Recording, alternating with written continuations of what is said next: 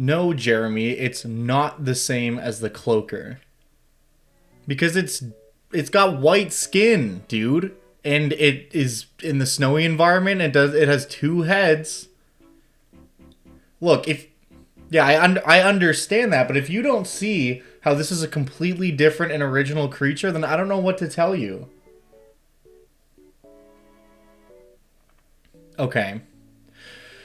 Okay, whatever, dude. Well, look, I'm just gonna do a video about it and we'll let people decide. Great. Yeah.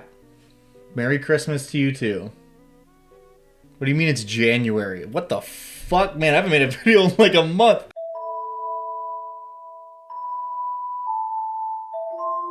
Kobe!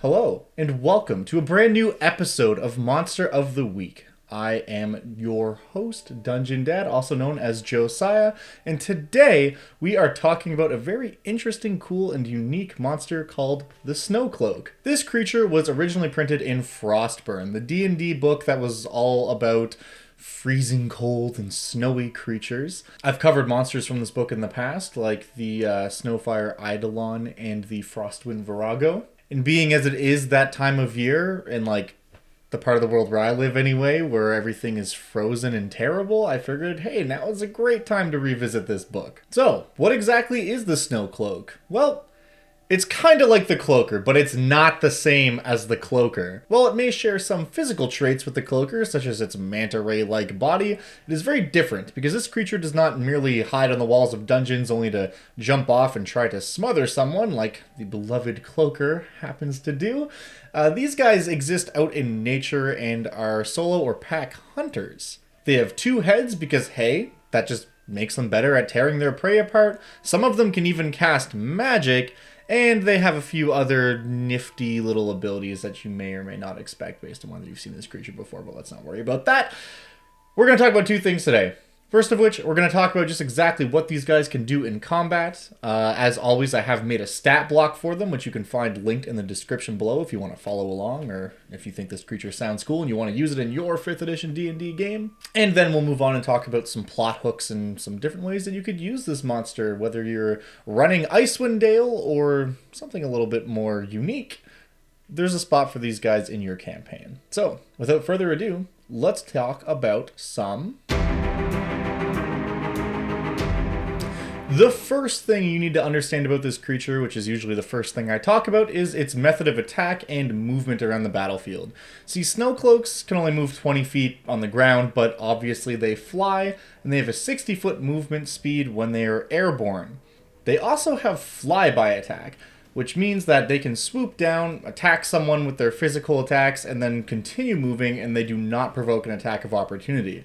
So that should already start painting a picture of what these guys are good at. They are harriers. They come in, deal some damage, and then get out before there's a chance for rebuttal. And what type of attacks do they make? Well, obviously, they can take a pair of bite attacks, one with each of their heads filled with razor-sharp teeth that do a pretty decent amount of damage. They've also got potential to use their tail as like a big bludgeoning weapon and swing that in for some bludgeoning damage against our armored foes.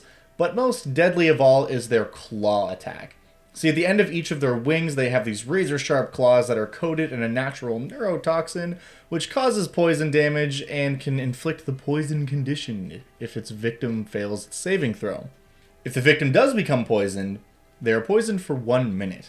During that minute, they have to make a save at the beginning of each of their turns, and if they fail it, they're paralyzed for that turn. It's a bad time. You don't want to fail your save here. And that's pretty much what these guys do physically at a base level anyway. They swoop in, bite, hit with them with the tail, slash with their claws, try to paralyze their foes, and then once they're totally immobilized, come in and secure the kill. However, due to their aberrant nature, they absorb magical energy, and the older ones among them are able to cast spells. So while our normal stat block doesn't have the ability to cast magic and it sits around CR4, I've included a variant as well for the Elder Snowcloak, which pumps that up to a CR5 and gives them access to some magic. It gives them things like Blur and Misty Step, so they can make it difficult to be pinned down and can jump in and out of combat as needed even easier than they already can. Along with Invisibility, which in the middle of a snowstorm out in an open field is going to make them nigh impossible to see. And of course, magic missile, so they can just shoot those darts down to wear down their opponents a little bit before they swoop in and start dealing actual damage. Something else I want to note here too is that these creatures have an intelligence score of 11, which means that they're as smart as your average human. This is basically just to say that they're not going to simply fight to the death. They will harass possibly over the course of an entire day if need be. Imagine a party trying to make their way through the frozen wastes of Icewind Dale, and 2 or 3 of these things come in and swoop down, cause a little bit of damage, and then they leave. And then an hour later, magic missiles come out of the snow and they swoop down again, do some more damage, and then leave. All building up until the point where that party is so beaten down and exhausted when they're just trying to take a rest that the Snowcloaks can finally swoop in and secure the kill of their weary prey. But I'm getting a little bit ahead of myself here. This is bordering on plot hooks, so let's give combat a little bit of a rest here and talk about some. There are many different ways you can use this creature, and all of them are very interesting. As I just kind of briefly touched on, they can be encountered in the wild and provide somewhat of a unique combat encounter where they don't just fight to the death, or they don't just fight until they're too beat to continue and then leave. They just do a little bit of damage with relatively low risk before disengaging back into the snowstorm. Depending on the environment and the weather situation, that is probably the most interesting way to use these creatures. But as terrifying aberrations, I mean, the sky's the limit with where you want to throw these guys. They could make an appearance in the elemental plane of air or ice, for that matter. They could be tamed beasts at the beck and call of a powerful alchemist or wizard. Or for that matter, maybe some of the Goliaths that occupy Icewind Dale, or some other type of mountainous tribal people that live in a similar environment have learned to tame and ride these things. They can provide really interesting mounts for that kind of locale. Something else worth noting about these guys is that neurotoxin that tips their claws is incredibly valuable, especially to poison makers and alchemists. I imagine it could be used to great effect to make a neurotoxin that could eventually find its way onto the blade of an assassin, perhaps. Or it could be used as kind of a counter agent to make some powerful antidotes and different remedies that an alchemist could use and sell to passing adventurers. Maybe it offers them an antidote in exchange for gold before they head out into the frozen wastes, and promises that if they are able to secure some of this venom, he will give them more.